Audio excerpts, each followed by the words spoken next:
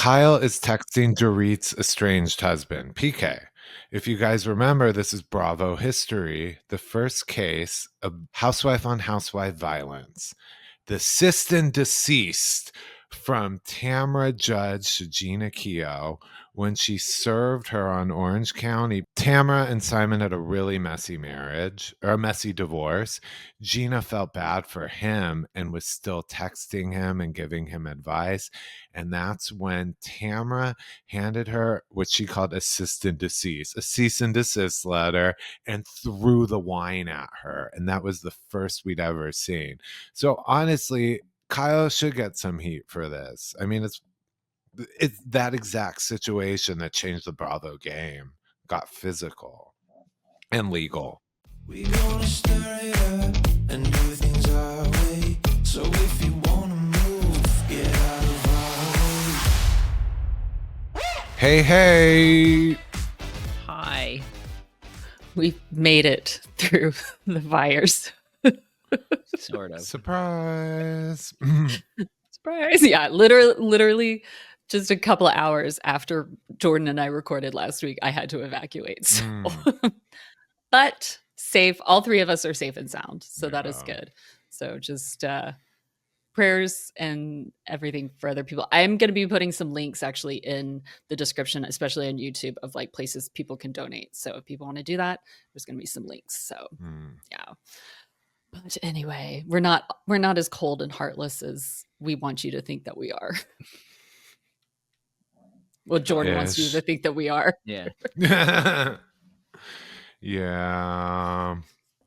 Well, speaking of cold and heartless, we're here today to talk about a show which actually some people have lost homes in it. Real Housewives of Beverly Hills. Rest in peace, beach homes of Bozoma Saint John and Paris Hilton. Niece and daughter to the show. In case you weren't sure who that is. The Bose one is heartbreaking. Like, I mean, I know a lot of people have a hard time finding empathy or sympathy for these, celebrities that have multiple homes. But earlier we saw this season just how much that home meant to Bose, how it was like the culmination of all her hard work. So yes, she has money. Yes, she can probably replace it. Yes, it's not her primary home, but you can see how much it means to her. And that's really sad. Like, it's kind of similar. Like Garcel's home is, if you're not familiar with like geography of California, is far. It's not near the fires. It's not in Malibu. It's like what, about 60 miles north? Yeah, it is. It's not. But that's just more recent, but the way Garcel a few episodes ago was talking about how much that home, that new beach house means to her. That's how Bose was earlier this season. So it's sad. It's very sad. Yeah. And some people's homes, no matter where, like some people, even in the Palisades in Malibu, they've had those homes just like in Altadena and stuff. They've had those homes for like 60, 70 years. Like they have been, some people aren't as rich. Those houses have been passed down through their families and stuff like that. Also, there was like a really big like trailer community in Malibu. It's gotten smaller over the years, but there's a bunch of people. Bravo fun fact about that. One of those communities is owned by Mary McDonald, her family, who's owned it for the land for generations. She was one of the decorators on that $1 million decorator, $1 million interior. She came from a wealthy LA family. And when she posted, she said she felt worse for the residents, but her family has owned those parks for decades, or like her grandfather. But anywho, that's a little. Let's go to the episode. Yeah, that's a little deep, and we're here for shallow thoughts and toxic energy. So and just yelling at a lot of yelling at each other. For sure. It reopened. This show came back. It was a to be continued last episode, and they're back at the Viper Room, and Dorit and Kyle are finishing it off. Literally, almost physically. They had to be held. There was a lunge across the table. I feel like I would want to take Kyle in that fight, but I feel like Dorit would fight super dirty. She's tiny, but I feel like she still might she's got a lot of pent up anger. Mm. She also has the nails. Yeah. Just the nails. She has the nails. Yeah. And when I was looking, when they held her back, because she's separated, I don't think she's wearing a ring. I would not want to be punched with her ring. And not only is it a big diamond, but it's the kind that's set to sit up off your finger. That diamond, the hardest substance in the world, will hit your face before even her hand does. So, Jordan, I bet you would like to be hit by that ring. Yeah. And just you have the permanent indentation of that ring in your face. You would love that. the ring I wear is just a signet ring, but my fantasy about it is if I get punched, if I punch someone one day, they'll be branded with my initials. So, yeah. That's fair. That's fair. Well, anyways, I mean, it was like, what was it? Dorit made it was the whole, don't speak to me that way with your veins popping out of your forehead, Kyle. That was the first. I mean, she mentions it again later, but this was my first reference on Beverly Hills to a previous episode where I'd actually seen the episode when Kyle says she hadn't had a vein throbbing since she fought with Camille in season 1. I was like, I've seen that one. Finally, a callback I get. Yeah, you're such a fucking liar, Camille. I've seen it before. We've seen it since that moment. Yeah. Same season, but the limo fight, absolutely. With Kim, you stole my goddamn house. That was like another moment where Adrienne Maloof was the Erika holding those two apart. So Kyle is a violent. We've also seen it when Kyle's like crying upset on reunions too. Yeah. Like, yeah, for sure. But it was a good callback. And now do you feel like more in the Beverly Hills fold, Nate? A little bit.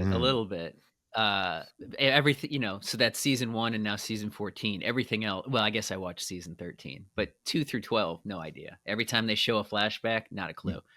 I didn't even recognize Kyle when she had bangs. There was like a flashback. I was like, who is that? Nobody does. It's okay. Yeah, nobody does. This whole the end of the Viper Room and the fallout from it kind of revealed the standoff they're in, and they're hovering on breaking the fourth wall with it.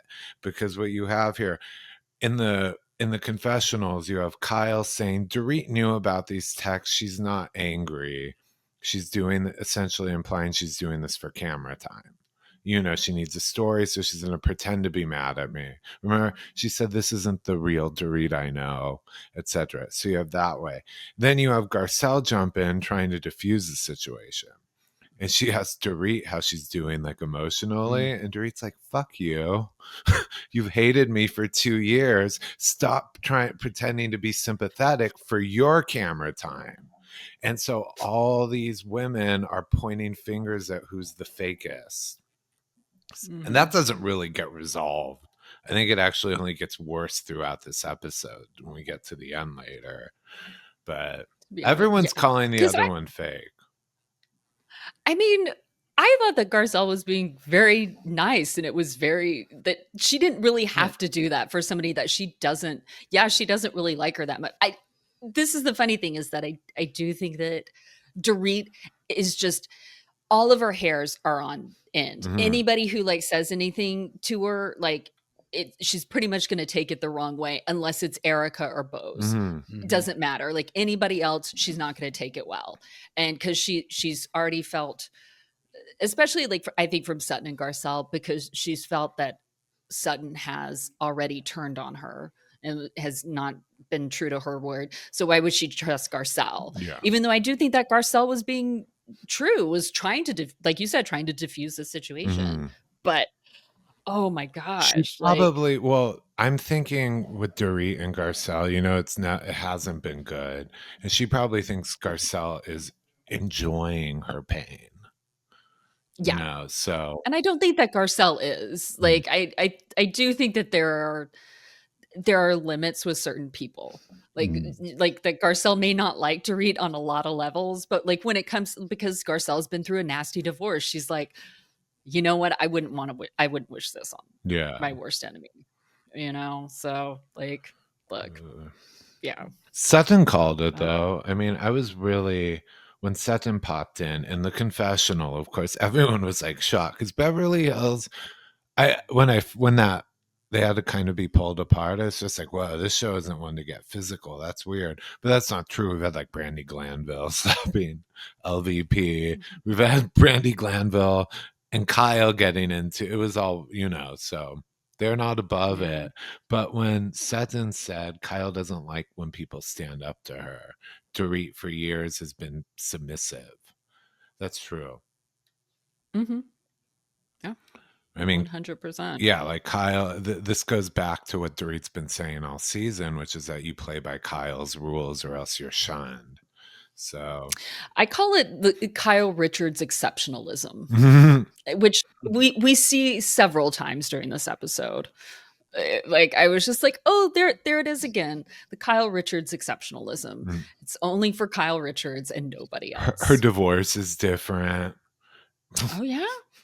Oh yeah. Oh, her divorce. Her infidelity is different. Yeah. That's not infidelity. Like I'm gonna make you feel we'll get into that. Yeah. When we get to the Well, country club. Yeah, that's where this is actually kind of leading to, which next they regroup next day. It's at Sutton's.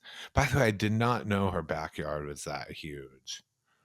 That it had a whole the whole sport court off to the side. Yeah, I was gonna ask that. I don't remember ever seeing that before. Yeah. Well, yeah, that's where they had the party. The party was on that court. But when you see here the angle when they're in the back of the sport court looking out to the property, I was like, that's a lot more land than I ever realized she had. So I was like, nice. Good for you, Miss Stracke. But when they're sitting down and it's Garcelle, Kyle, and Sutton for Sutton's Country Club Day, and Sutton is offering them iced tea, and Kyle had to ask if there's vodka in it. Like, that was rude. I think Sutton's just serving Long Island iced teas in the middle of the day. Honestly, I felt it wouldn't surprise me. Honestly, it wouldn't surprise me. It is Sutton. It's a country club theme. What do people like Sutton do at country clubs? And but Kyle knew what she was doing. She knew what she was doing on camera, which we'll talk. But because Sutton knew what she was doing on camera, like this luncheon, as well. Because I just, no, the whole like Kyle, like that her divorce is different. Everything is different. Her relationship with PK is different. I just was like, let's just wait. I mean, I don't want her divorce to get nasty, but I do want her divorce to get nasty so that she will understand what the rest of these women are talking about. Like, do you know what I mean? But I still think that it'll be Kyle exceptionalism because you guys don't understand because your divorce wasn't as nasty as my divorce will be. Do you know what I mean? So I don't think there's any winning whatsoever, but I think I have a little theory. It's not solid. This is just because I see a lot of people saying how Sutton went for Kyle bringing up the infidelity. I mean, it was a really good scene, to be honest, the way she was, and then they were doing that whole thing, squinting at each other and nodding. It reminded me of that like meme that's like two dumb bitches telling each other exactly. Like Kyle's like, that's not infidel. And they're just like, yeah, okay. And they're just like nodding in agreement. But part of me thought about this. Kyle keeps her hands clean. She has others do her dirty work. It's part of that LVP pattern that she's grown into herself. What if this was Kyle's way to get Mo's cheating on camera for sympathy points without saying it herself? And she could act shocked when Sutton brought it up. But other people have brought it up over the years, though, too, like in confessionals, just like Garcelle said in her confessionals, like, hey, like everybody's been hearing rumors for years. And then we see this stuff. And then everything with the whole like sliding into the DMs confession last season. Like it's just that Kyle also, she wants everybody else to be real except for herself. She wants everybody else to tell the truth. She wants everybody else to like, not hide anything from her, but she can hide whatever she wants. Again, Kyle Richards exceptionalism right there. Like different set of rules. And it really bothered me because it was you are on a reality television series.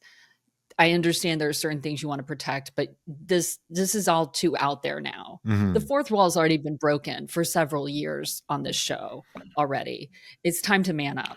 With this one, what made me think, because normally she did not jump at Sutton, she played dumb. Like, what do you mean cheating? And I was like, oh, is she luring the story out of her? And I was like, she would normally not go. Mo's already moved out at this point. And so I just thought like of an alternative people may not see, because people thought Sutton's coming for Kyle there. How bold. But I was like, this season, Sutton's trying to repair with Kyle. You know, Kathy and Kyle are in a good place, and Kathy means a lot to Sutton too. So I was just like, maybe they're obviously playing like a team here. It seems like Garcelle, Kyle, and Sutton have formed like this new alliance, and I thought maybe this was set up, but I don't know. But I was thinking of all the like angles they could be playing with it, because Kyle didn't fly off the handle with Sutton. He played it very like no veins bulging. And Sutton's a perfect person to just blurt that out, because she even said herself she has a big problem with letting things slip out, where she just says things, and she's been doing that for the last few episodes. Like from a few episodes ago with Dorit saying that you're not mad at me, you're mad at your life. She just says things. Yeah.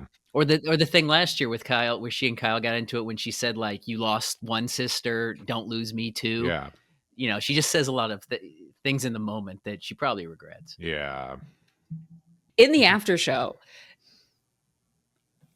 Sutton admits that this is an off-camera conversation that she has had with Kyle. And so then she acts like, oh, I can't believe that fell out of my mouth on camera. And so to me, it was more like a Kyle looking at her going, shut up. I can't believe you fucking said that on camera.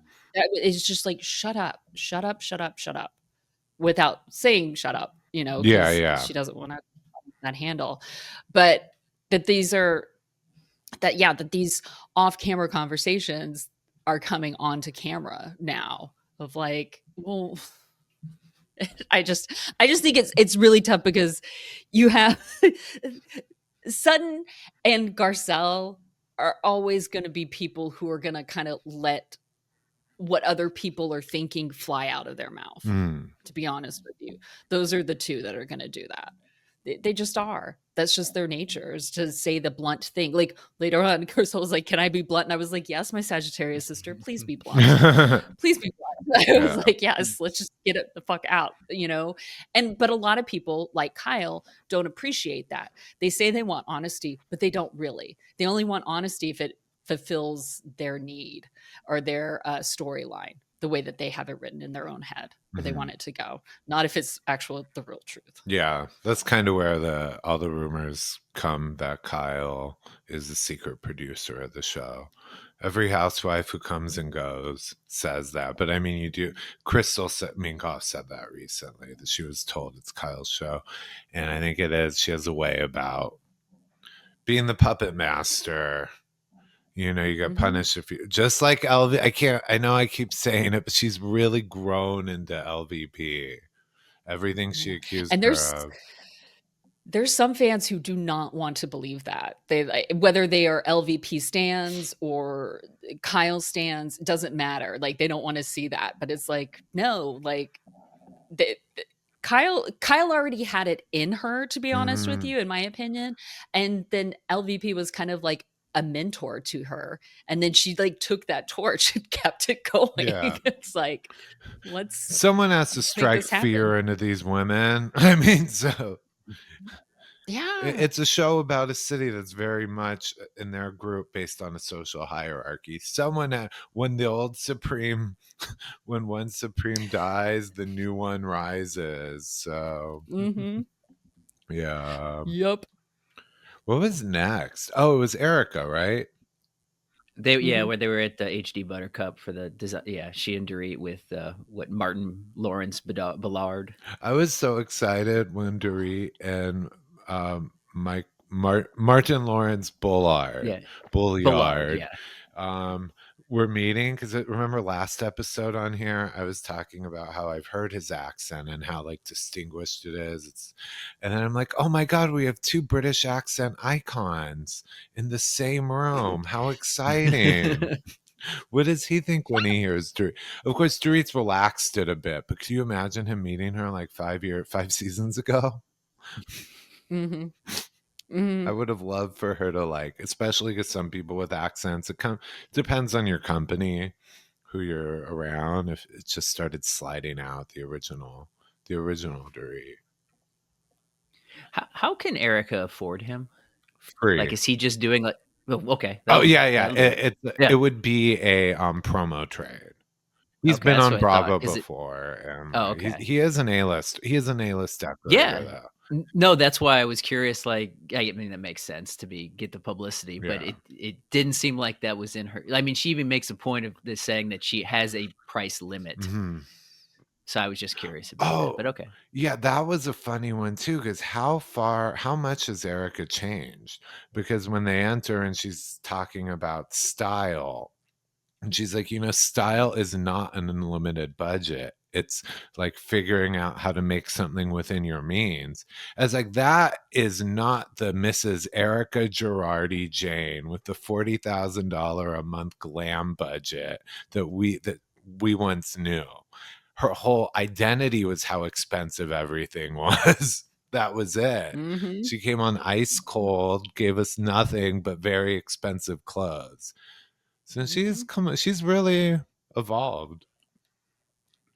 But she's not wrong though, Mhm. which was refreshing for me to see, because also like think about all the people that we see who wear labels head to toe and have literally no sense of style Mhm. whatsoever. It's like all they wear are labels, or all they are labels, and it's like, or somebody who buys all their furniture from one furniture place, Mhm. and that's all they get. Like there's no sense of style. And so yeah, a sense of style I don't think can really be bought. It is curated, and having a budget does a lot of things. Like a lot of times like having like more constraints on you makes you more creative. Mhm. So she's right. And I think, and obviously it's a lesson that she's either learned or gone back to. I would say she's probably gone back to it. It was probably something that she had before she married Tom, and now she's going Right, back to because it.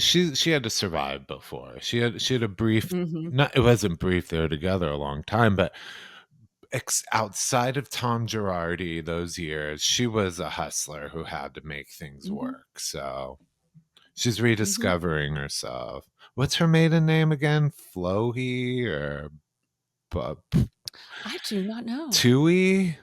Like Maybe it's Chewy. Like the Tui's blind the side. blind side people. Yeah. But it is a name. Maybe. The point is she's gone back to her roots. So I like her self-awareness when she was talking about Tom's other ex-wife, about how that wife's just said fuck you and took everything. Mhm. And then Erika says, I should have done that too, but with me that would have been kind of a big deal. And then she takes that big sip of Coke. I'm like, that was great. Yeah. Her name was Chahoy. Okay. CHAHOY. Okay. Chahoy. She's gone back. Maybe pronounce something different, but yeah. Yeah. But yeah.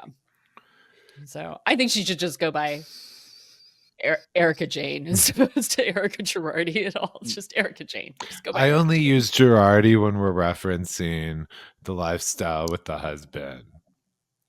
Agreed. I get all up Agreed. in the misses when that happens, and I'm discovering them at their peak. I'm like, she was Mrs. Tom Girardi. Mhm. Yeah. Mhm. That was fun. I mean, like during the theme keeps getting repeated in all these conversations, which is going to make for an interesting reunion, because these women they all seem to agree that Kyle's playing a game here. Even Kyle's friends.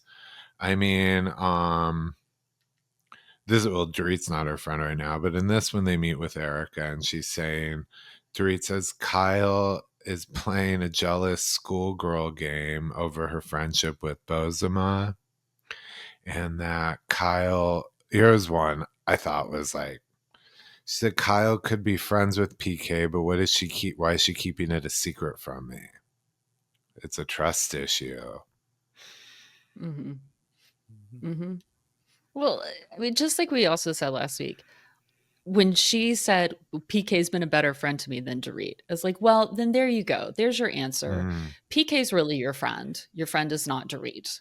Like you don't care about Dorit that much. So let's just like get it out there. Like if you just want to like pick a side, then just say I'm picking PK's side and just be done with it. Stop lying. Stop saying that you're a girl's girl or that you're even Dorit's girl. Like whatever. You've taken a side here. Yeah. And sometimes it sucks when people break up, but a lot of times you do have to take a side, especially when it gets nasty. You do have to take a side as a friend. Like so, every couple or every friend of a couple knows deep down when the breakup happens, which one is keeping them. It's just the way it is. And Kyle's trying to play both, where on camera she's Dorit's friend, but in real life she's PK's friend. So well, I mean, they just exchange memes and jokes. Well, I don't know what you're talking about. That's, I swear to God, if Kyle would have said memes one more time, I was going to lose my mind. Worst drinking game ever. Every time Kyle yells, it's just memes. Oh, well, we got to see Bozoma's boyfriend again, who I still dislike. Taking her to the Keely. Keely, taking her to the doctor to have her fibroids removed, which, oh my gosh, if any woman has fibroids, I really feel for you, because that's like terrible. Absolutely horrible. Like the fact that she had like 10 of them removed, I was like, oh my God. And that is outpatient surgery. That like she was coming home the same day. I was like, oh my gosh, she should know. She needs to be waited on hand and foot. Oh my God. Absolute trooper to let cameras go up that afternoon. Yeah. Honestly. Like it, or even on the drive there when he was driving her to the hospital, she was not glammed up at all. And I was taken aback. I'm like, wow, you don't ever see the house. I mean, occasionally you'll see Erika without makeup at home. But that was, yeah. She really like let us in. So yeah. She was talking about how she would like to carry another child, possibly, if her boyfriend does. That whole thing was weird. Bose is very much like the HBIC. Like, I don't think men control her in any way, but the whole thing with the kid makes it seem like, oh, she's just doing that because he wants kids. I mean, I know she had her daughter when she was very young. She said that earlier in the season, but they're 47, 48. The way she worded it, saying like, well, if this surgery doesn't go well and I can't have kids, well, then we're going to have a tough conversation. And it's like, no, you guys can still be together unless he's that controlling that he needs kids. And I mean, he's going into a relationship with a woman at that point in her life. You can't expect a kid. Like, no, that's my opinion. If you're going into a relationship with a woman who is over 45 years old, then she does it, then you don't want kids. That's my opinion. Like, to be honest with you. And I'm sure there are exceptions to the rule, but like, I don't have kids. I am 47, and I am very happy that it seems that my reproductive system is shutting down, that I don't have to worry about that anymore. But I am surprised consistently at how many men over the age of 45, 50, all of a sudden decide that they want to have children. That they've been so career focused, and now they want children over the age of 50. And I go, well, that's convenient for you. Then you definitely need a younger wife. Fabulous. Good for you. But also kind of sucks for your kids, because they're going to be in their 30s already taking care of you. And that's really tough. I mean, and that's a very strong opinion of mine. I know that. It's just, it is what it is. But also, I don't want to tell people what to do with their bodies, because that's already happening enough from other people. So that's just my opinion. I'm not implementing any laws. You can hate me for it. I'm just like, but I do think it could be mean for a man who wants children to date a woman who is over 45 and just then expect that, because also what that does to her body, there's no implication. There's nothing bad on his body that can happen. It's all the burden is on her body and her health and her life. And that's, I think, where I get really upset about it. I was just surprised to hear her almost nervous, as if she wants to make sure this is okay so she could keep him. Like she was willing to have a child to keep a man. I was like, Bose does not need that. He needs her.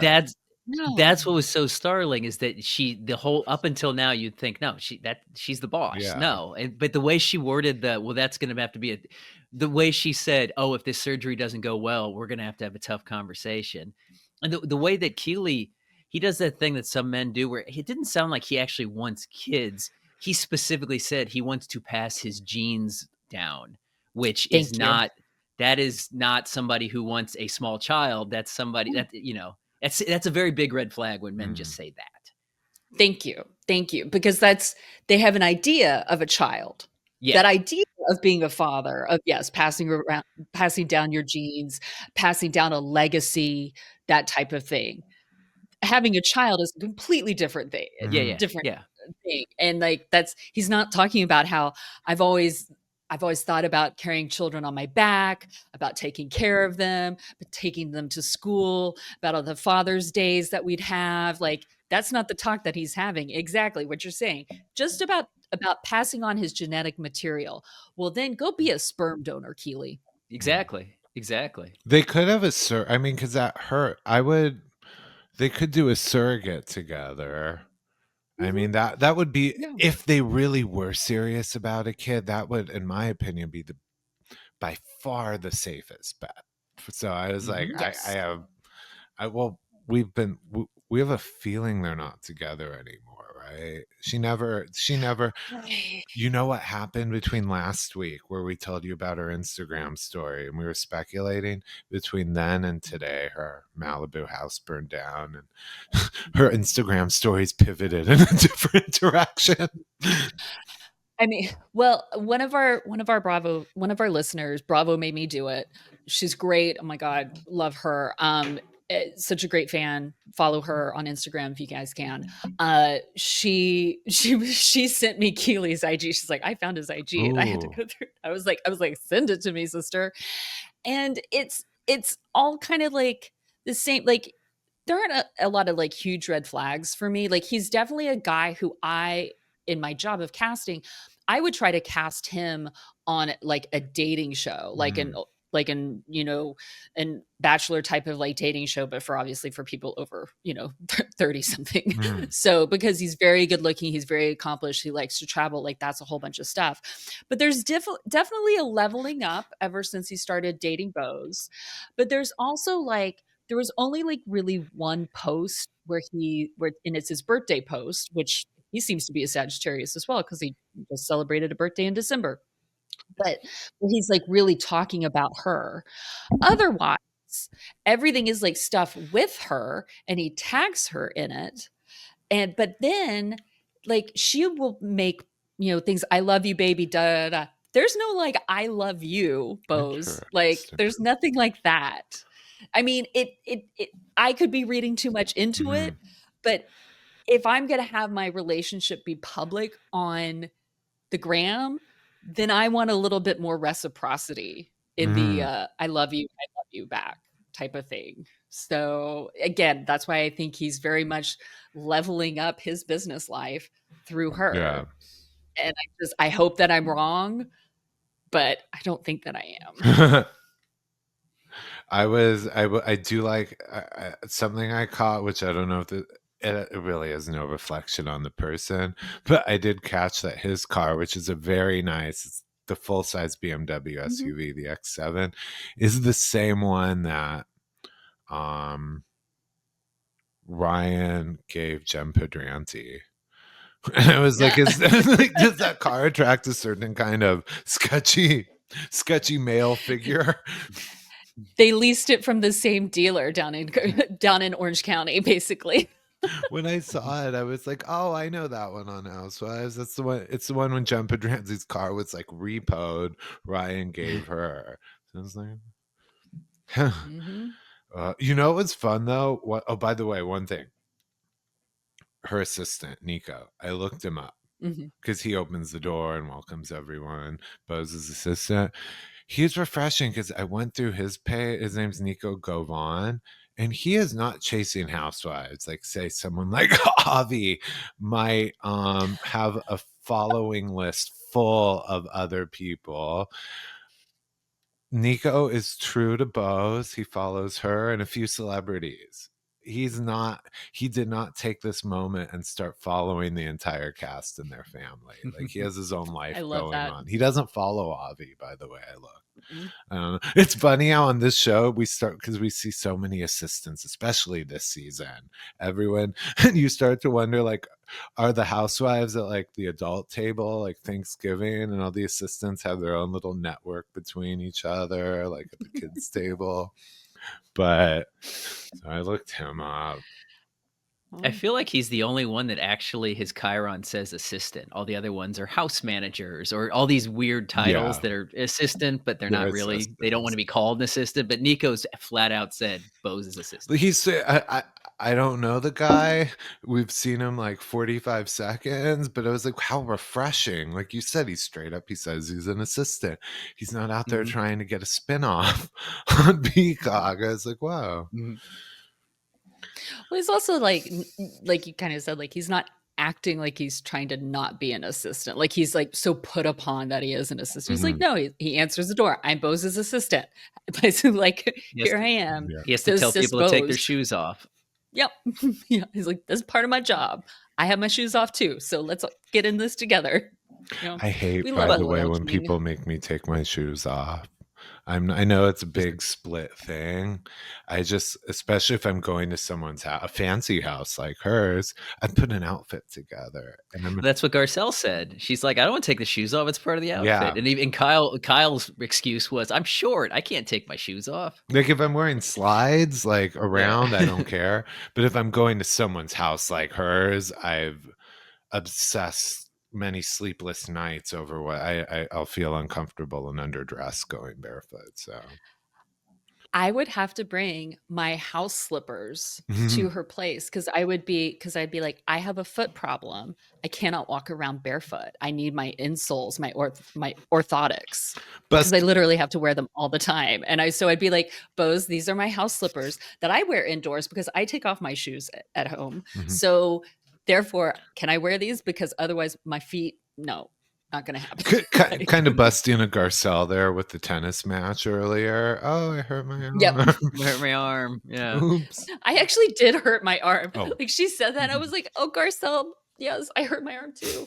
I don't know what I did. I don't even think it's like literally right on the top of my shoulder. Like I don't know what I did. I'm like, Anyway, besides the point, let's get back to this. Oh, I really like this scene because it's Kyle coming over to visit. It's the afternoon after Bose's surgery. Kyle's stopping by to I don't know. They're not, to be honest, as we see, they're not close enough to do a visit like that. Yeah. But Kyle, honestly, the best thing Bose did was to have this surgery because then she got other castmates coming to her, which was great, I think. Yeah, because like Dorit, we know they seem to be friendly, but Kyle's stopping by at her house while she's in bed coming off of anesthesia. As we know, she went there on a mission. Nothing to do with and Bose knew that too. In the confessional, she's like, why would Kyle be coming? Oh, she probably wants me to get on her side. And those are smart. The dynamic of them sitting in Bose's room cracked me up because honestly, there were shades of Kathy and Kyle there. Okay, you saw Bose's bedroom. It's very grand. Bose is sitting there in her bed in her feathered silk robe, which we've seen. We've seen Mrs. H. That's how she rolls. And Kyle's like a visiting child sitting at the foot of the bed. And she's trying to get Bose to like her. It was a power play. Like I wouldn't be surprised. Not that Bose didn't need to be in bed, but Bose, there might have been a talk of well, maybe I could be on the couch or maybe I could do this, but it was no, it's a little bit more powerful if I am in bed and we make her sit. Yes, Bose and Bose knows how to play those games, those corporate games of power play. Yep. Make the short girl sit at the end of my bed while I am here. That's a good Queen point. They Bose. did not bring a chair for her. They made her sit at the foot of the bed, like Bose, you know. Wow. And she didn't look like somebody post surgery who kind of would be like disheveled sheets and kind of being, just propping themselves up and like, okay, I can see somebody. Everything around her was immaculate. It was very regal. It was like she might as well have been sitting on a throne. She was I feel holding like this was the perfect day around after. I don't feel like it was the same day. I feel like it was the day Oh, after. no. But just in general, if you're recovering, Yeah. like yes, she knew she was going to be on camera, but there was just something very, there was nothing disheveled or anything. You would never have guessed she was recovering from anything outside of the fact that she's in bed. It was like in a movie from like the 50s or something, where a housewife or a movie star playing a housewife has just had a kid, like literally in the hospital holding a newborn, hair done, nails done. Yeah, exactly. Yeah. Yep. Yeah. I mean, Bose sees right through Kyle. It's amazing. Oh, yeah, the hit dog will holler and Kyle is hollering.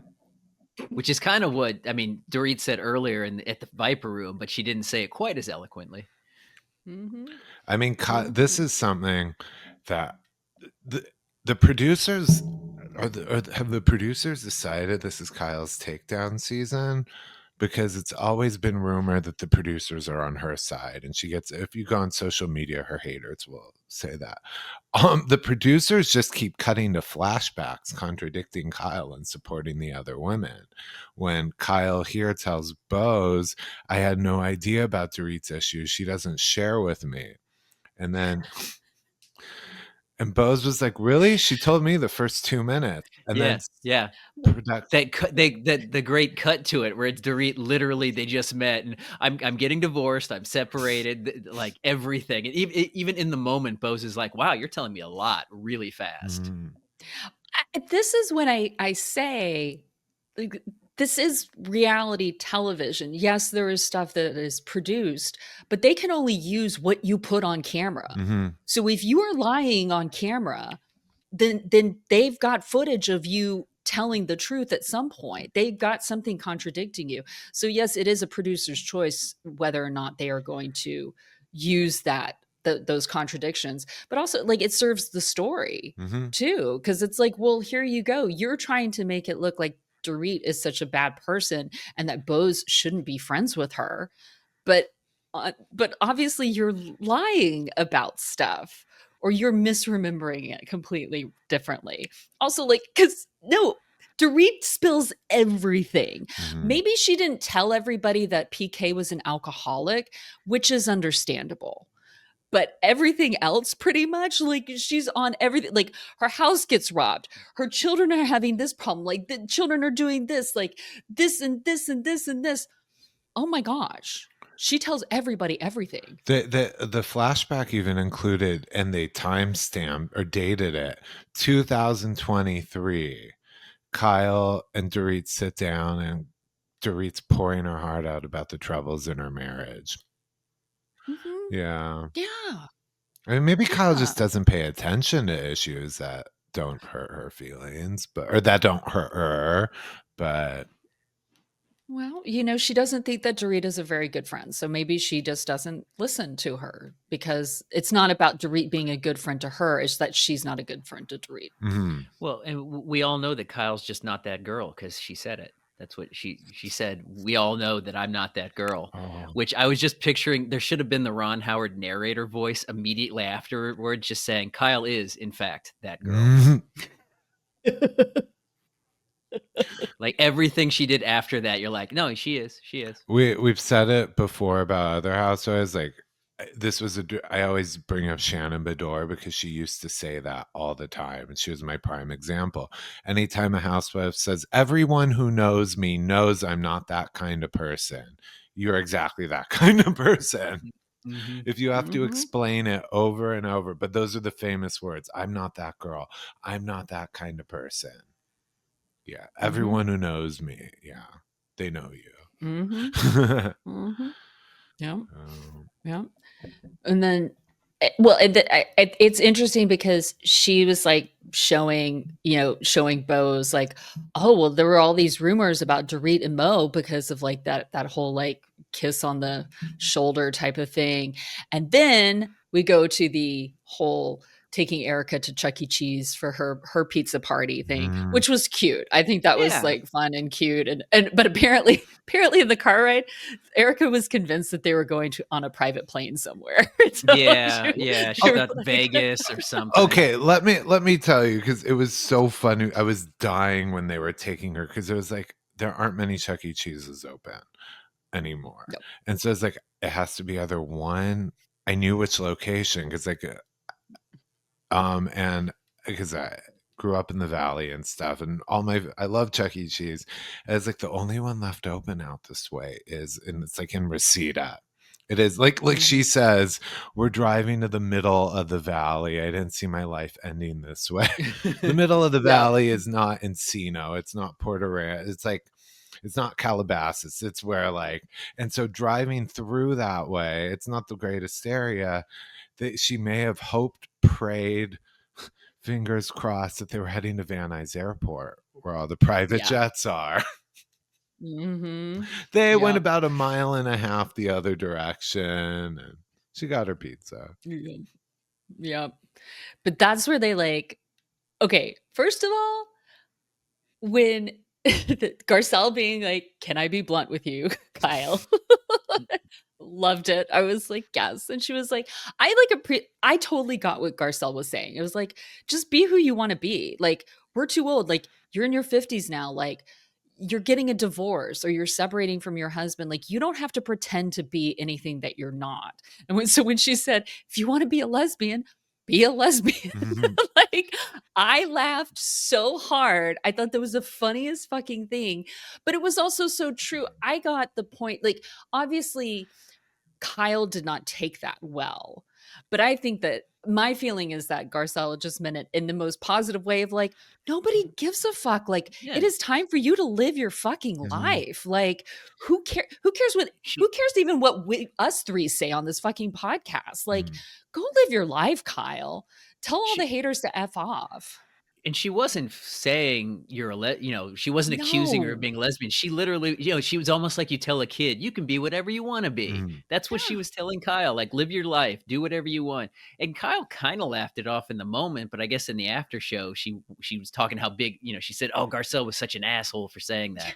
And Garcelle didn't apologize. She's like, no, I was just telling her to live her life. Yeah. Which I think was like good advice. And they're probably, as castmates, tired of playing this game.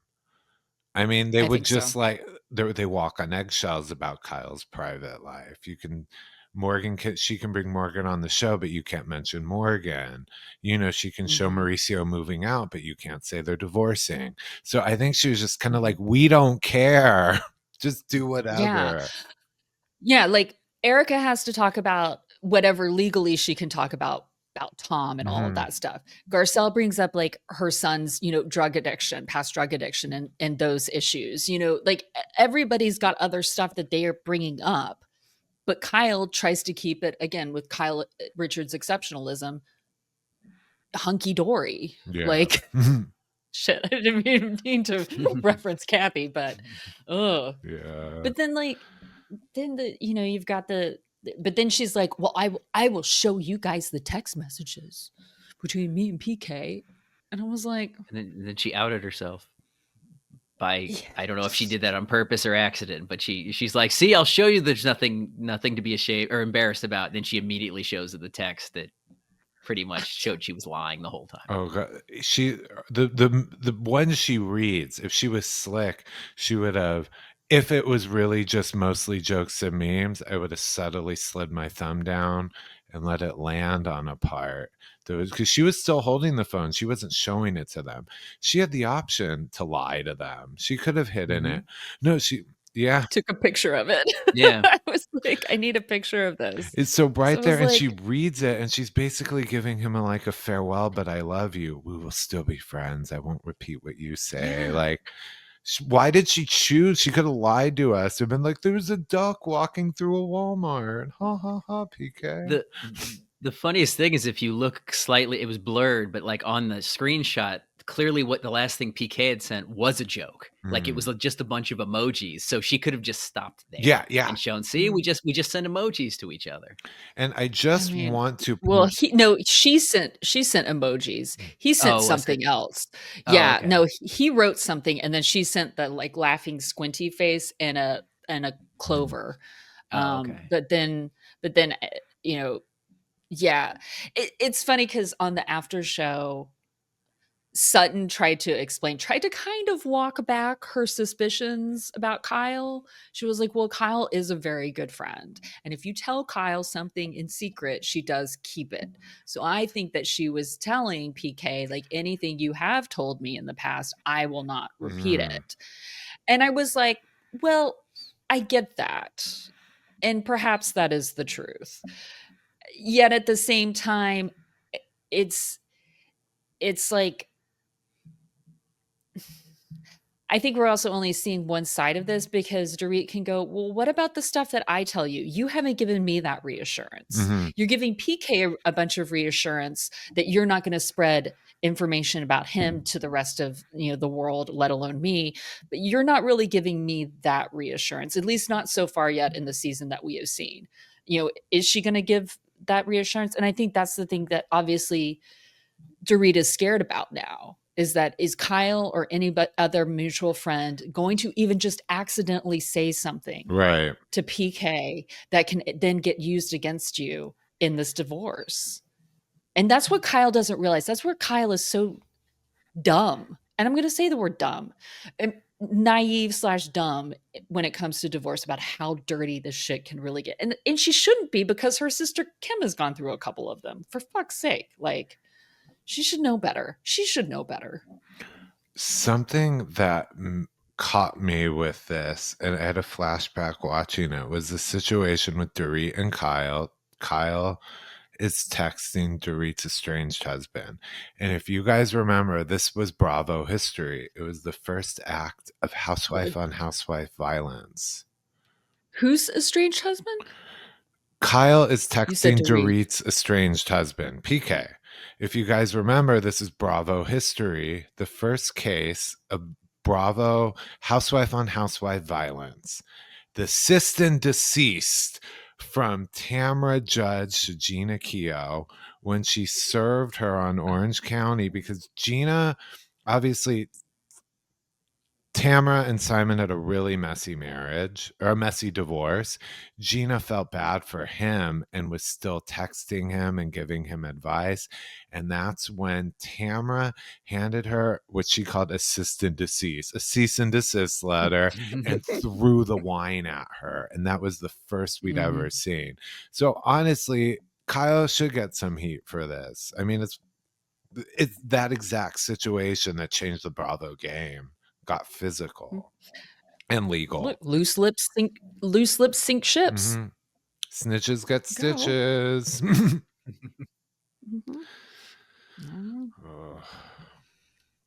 That's funny. Kyle should take a lesson from Gina Keogh. If Kyle's not careful, right to her face, she's gonna get a Belvedere and soda. 3 carcasses in. Oh my goodness. Yeah. Then where does it wrap up? We get. I like how all the women are going to pay tribute to Bose. Yeah, she is holding court this episode. And this time she was sort of draped very elegantly on her couch instead of in the bedroom. But still, everybody's coming to visit her. Exactly. And well, yeah, and Garcelle finally gets her one-on-one time with Bose. And she's also, though, pulling a Kyle and trying to convince Bose that Dorit isn't the best person. But she has different reasons. She and Dorit have their own issues, so you know what I mean. So like those go back and forth. So, but I do think that, like, as blunt as Garcelle could be, she was a little bit. She doesn't seem to be trying to, though, play a game of necessarily getting Bose on her side. Do you know what I mean? Where it feels like Kyle is like, you need to be on my side. Garcelle is just like, this is what I'm saying. this is my issues with Dorit, or this is why, like, but I do want to get to know you. But then she also then tells her, hey, Kyle pulled out the text and it's not good. Bose's reaction and her confessional to that was she just laid it out. This is why we're not used to, on this show at least, to having a real executive, a corporate businesswoman, because they read things differently, they spell things out differently. And the way she just immediately went, almost like a lawyer, she said, so Kyle is actively talking to PK in a way that is not just superficial. That's not what she told me. She lied. Mm-hmm. But I like that, actively talking to him in a way that's not just superficial. Bose sees through them all. I like it. She's too smart for them, but I really hope she stays, because I hope she doesn't go, oh, these crazy bitches, I'm done. Yeah. One season I'm out. I hope she has a stays, 'cause I love her storyline so for much. next year, rebuilding her beach house. Yeah. That's sad. Yeah, I know. But it is a storyline. It's you.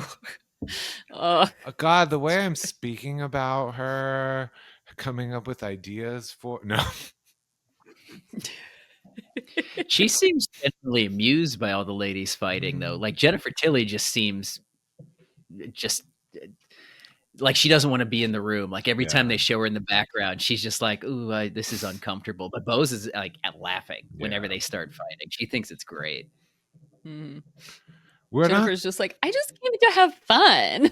I don't know how other people feel about it, but I love Jennifer Tilly. But I hope she has some sort of plot line of some kind, because she's so delightfully quirky. Then they show little bits of her being so quirky, like the things she wears and everything, but she has no storyline whatsoever. I think she's a friend of. Yeah. Yeah, that's true, but she's not even part of any of this. Like, she just shows up in the background. Yeah. I know that's what a friend of does, but she barely says anything. And there's so much she could, like at the Viper Room, when she just offhandedly says, "Oh, I used to play poker here." And the story behind that would be so much better. I mean, she's not a main character, so she's not getting into it, but I bet she has just incredible stories. I mean, well, right now, if we look, the past 2 episodes, Jennifer Tilly was in it at the Viper Room, but she wasn't involved. She was there. No, just well, she's company. never involved. Yeah. And the other friend of Kathy, these episodes she's not in. So it seems like this season they really are treating them as friends of. You're not so deep in a storyline, you end up being on 14 episodes straight. They come and go as activities come about. They're really kind of keeping it to this core cast, the drama at least so far. Yeah. Yeah. I agree with that. Oh. Did we see scenes for next Yes. week? I don't remember. Yes, we do. This is how we can timestamp it. I was in a rush, so I couldn't do it. But it's when Mauricio and Portia, I'm sorry, when Mauricio and Kyle get her Porsche for his 16th birthday. And that was on TMZ the next morning. So we can find out exactly when that was filmed, because it was like a whole thing. But what else was there? Oh, Bose hosts a spa day with all the ladies.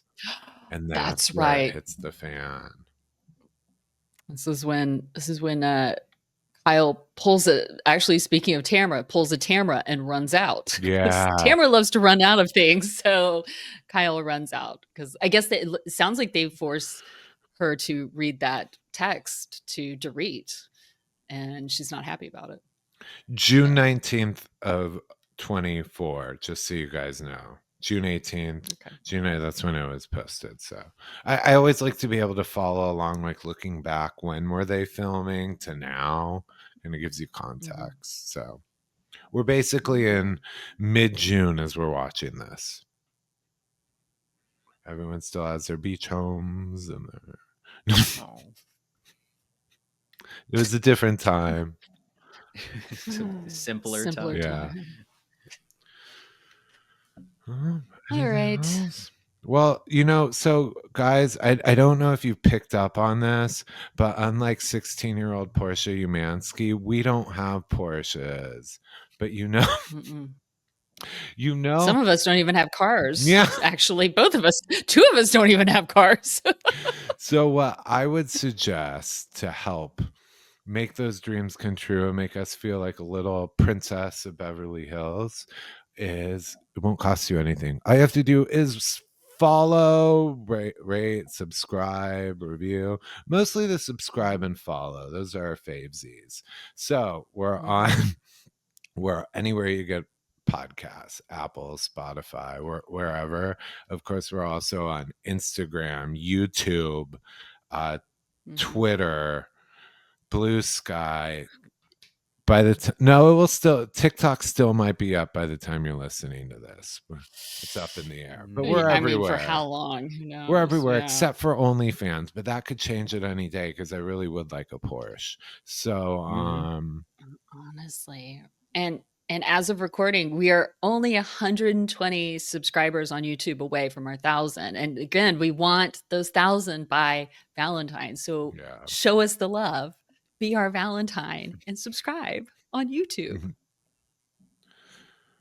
Cheers, darlings.